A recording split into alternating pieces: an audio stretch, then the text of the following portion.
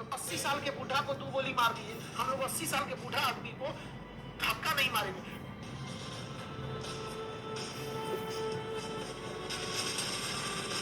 Myanmar का पुराना Burma, ये 1935 में अंग्रेजों ने कहा कि इसे अलग कर देंगे और 1937 में अलग कर दिया। 1935 में कहा कि भारत से अलग करेंगे और 1937 में अलग कर दिया। और हम भारतीय 1947 में चुपचाप यह स्वीकार कर लिए कि म्यांमार हमसे अलग हो गया। म्यांमार हमसे अलग। शिक्षा जिस दिन छीन लेगा ना, तो जमीन पे बैठने वाले इंसान को भी लगेगा कि उसे किसी चीज की कमी नहीं है। समझ गए? चाहे जितना चौपट रहेंगे आपको पता ही नहीं चलेगा, आप जिंदा रहने को भी क्या समझेंगे। हम लोग 47 में रहते लोग ना, 47 में अंग्रेज जैसे कैसे चढ़ के ले लेते म्यांमार वापस। 10 साल तो हुआ था अलग हुए, वापस ले लेते हैं। और उसमें भी क्या करते हैं, यहाँ ज्यादातर लोग बौद्ध लोग थे, महाबोधि वृक्ष ले जाते हैं। बौद्ध धर्म की एक और संगीति आदमी यहाँ पे बौद्ध भिक्षुकों को ले आके यहाँ बड़ा सा इतना युद्ध से पहले यहाँ पे ना अपने आप को ये घोषित कर देना कि हम बौद्ध विरोधी नहीं है, क्योंकि युद्ध में धर्म बहुत मायने रखता है। समझ गया? बौद्ध गया में बड़ा का यज्ञ कराता आदमी, एकदम पूरी दुनिया से बौद्ध लोगों को बुला के ले आता है। खत्म होने तो इसको कहते आप वहाँ क्या कर रहे हैं, बौद्ध धर्म स्थली यहाँ आइए, ज्ञान आपको यहाँ मिलेगा। बौद्ध, हम लोग बौद्ध विरोधी नहीं है, हम लोग बौद्ध धर्म की बहुत पूजा करते हैं हम लोग यहाँ पे। हम सिक्किम गए थे तो जितना बौद्ध मठ थे सब जगह गए थे वहाँ पे। और बौद्ध मठ ऐसे ऐसे पहाड़ पे बनाए कि जाके ना अजीब फीलिंग हो रही थी कि बाप रे तो नया दुनिया है कोई यहाँ पर। और वहाँ पे पाली भाषा में वो सब चल रहा था, ये वो। हम गए वहाँ पूजा पाठ की, तो को पहचान गए, करी हो गया काम। अब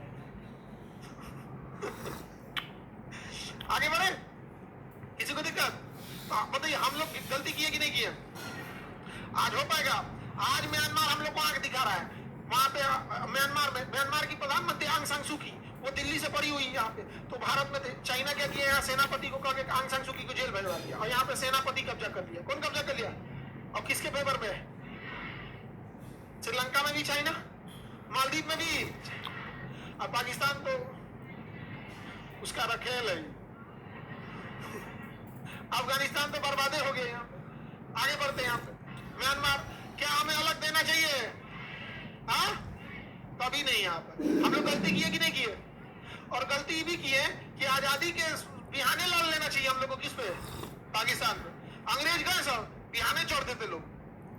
good morning Lahore, good morning Karachi, दौड़ जाना चाहिए, आओ गले मिलते हैं, गले मिलते हैं। गले मिलके उठा एक आदमी एक को ले आता तो काम हो जाता है। थाली में सजा के दे दिया हम लोगों ने, और उसके बाद हम लोग बहादुरी में गिनती होती है। ये बताइए, हम लोग ये भी नहीं मानते हैं कि आजादी के वक्त हम लोग आजादी तो ले लिए, विभाजन क्यों होने दिए? अंग्रेजों ने कहा कि यार ये सब हमले हमारे पीछे पड़ जाएंगे सब। कोई ना कोई इसमें आएगा जो कहेगा कि आजादी तो ठीक है, विभाजन ठीक नहीं है, इन सबको इसी में उलझाओ। उसने जिन्ना को चढ़ा दिया, मार दिया, और यहाँ घोषित कर दिया कि गांधी ये तो विभाजन किया। उसको पता था कि गांधी एक व्यक्ति है जिसके कहने पे पूरा भारत एक हो सकता है, इसी को विलेन बना दो। अंग्रेजों ने गांधी को ही विलेन बना दिया। आज भारत के लोगों को लगता है कि नाथूराम गोडसे बहुत अच्छा किया। अरे भैया, गोडसे आप में इतना ही खून में गर्मी थी, जिन्ना को क्यों नहीं मार दिए? मार देते। आजादी की लड़ाई में इतने अंग्रेज थे, वो को तमाचा तो मारे रहते यार, ठीक खुद तमाचा तो मारे रहते। 80 साल के बूढ़ा को 2 गोली मार दिए। हम लोग 80 साल के बूढ़ा आदमी को धक्का नहीं मारेंगे। उस इंसान को चला नहीं जाता था तो कंधा पे हाथ रख के चलता था। अमूमन आदमी की हाइट क्या रहती है? ज्यादा रहती है, कंधा पे हाथ रखना थोड़ा मुश्किल रहता है। तो आभा, मनु, ऐसे जो आश्रम की महिलाएं थी, तो उसको लालछन लगा दिया चरित्र पे। देख रहे हो, महिला के हाथ पे रख के चल। अरे यार, बूढ़ा आदमी 80 साल का, आप क्या चाहते हो उसके साथ?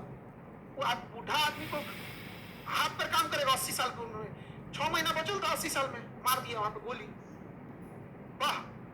अरे भाई, जिन्ना को मारता, लेकिन जिन्ना को मारने के लिए भगत सिंह जैसा कलेजा चाहिए था। भगत सिंह, नाथूराम गोडसे जैसा। 80 साल के बूढ़ा को मार के अगर कोई आदमी अपने को बहादुर कर रहा है तो धन्य है वो। ढकेल देता तो मर जाता होगा। ढकेल देता, 80 साल के बूढ़ा आदमी को तेजी ढकेल देगा, नहीं मर जाएगा। वाह! अब समझ में आता है देश गुलाम क्यों रह गया। हम लोग भौगोलिक गुलाम, राजनीतिक गुलाम नहीं, मानसिक गुलाम थे। अंग्रेजों को पता था कि गांधी जो है ना, गांधी ये चाहेगा ना तो ये कुछ करा देगा यहाँ पे।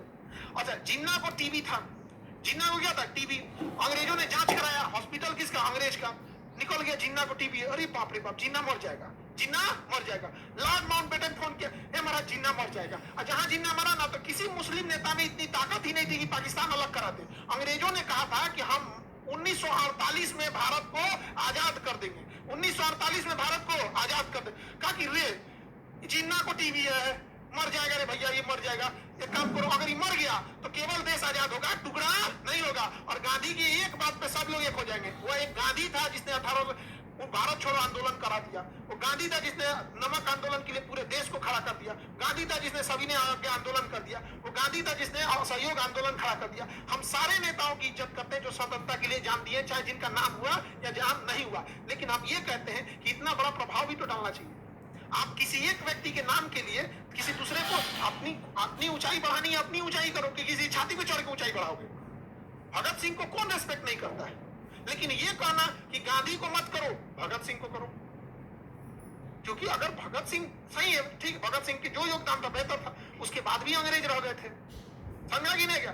तो अंग्रेजों ने कहा 1948 में देश आजाद करेंगे ना, तो जिन्ना मर जाएगा और गांधी विभाजन होने नहीं देगा। तो उन्होंने जिन्ना को बताया ही नहीं, इतना टीबी है, कहते खांसी हो गया, बलगम खांसी, कागे का दवाई दिए, दवाई देने निपट जाएगा। यहाँ पे आनंद फानन में लॉर्ड माउंटबेटन आया और कहा विभाजन कर, विभाजन कर।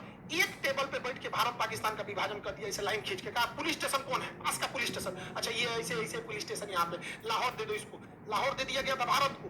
तो रेड क्लिफ को कहा गया कि पाकिस्तान में तो कोई शहर